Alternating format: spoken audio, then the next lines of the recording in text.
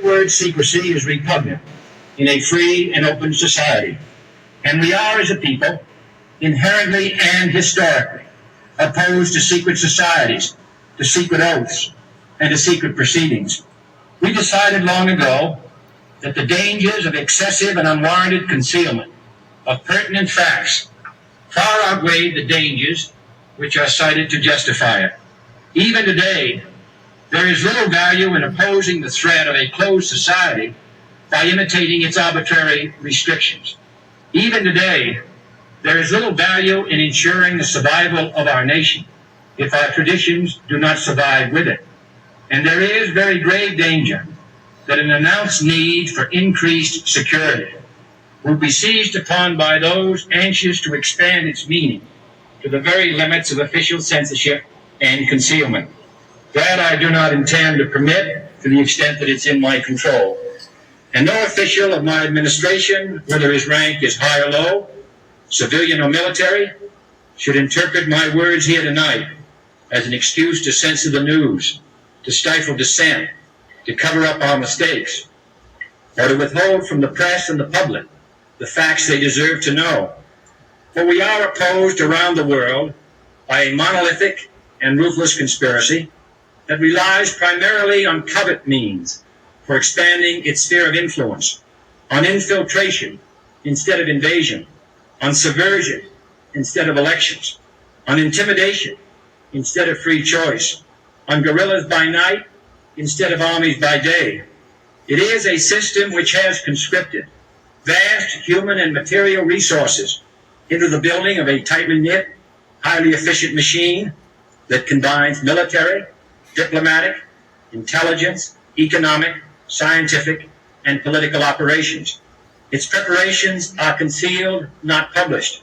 Its mistakes are buried, not headlined. Its dissenters are silenced, not praised. No expenditure is questioned, no rumor is printed, no secret is revealed. No president should fear public scrutiny of his program, for from that scrutiny comes understanding, and from that understanding comes support or opposition, and both are necessary.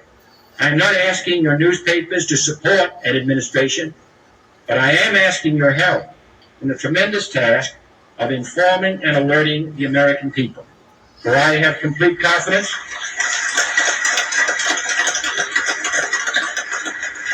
in the response and dedication of our citizens whenever they are fully informed. I not only could not stifle controversy among your readers, I welcome it. This administration intends to be candid about its errors, for as a wise man once said, an error doesn't become a mistake until you refuse to correct it. We intend to accept full responsibility for our errors, and we expect you to point them out when we miss them.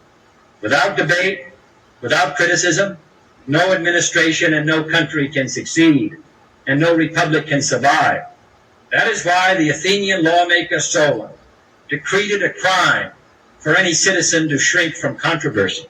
And that is why our press was protected by the First Amendment, the only business in America specifically protected by the Constitution, not primarily to amuse and entertain, not to emphasize the trivial and the sentimental, not to simply give the public what it wants, but to inform, to arouse, to reflect, to state our dangers and our opportunities, to indicate our crises and our choices, to lead, mold, educate, and sometimes even anger public opinion.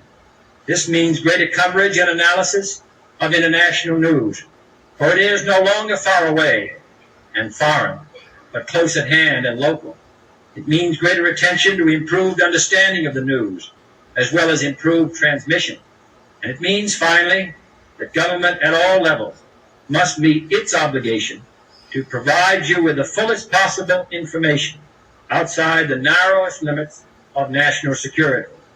And so it is to the printing press, to the recorder of man's deeds, the keeper of his conscience, the courier of his news, that we look for strength and assistance, confident that with your help, man will be what he was born to be, free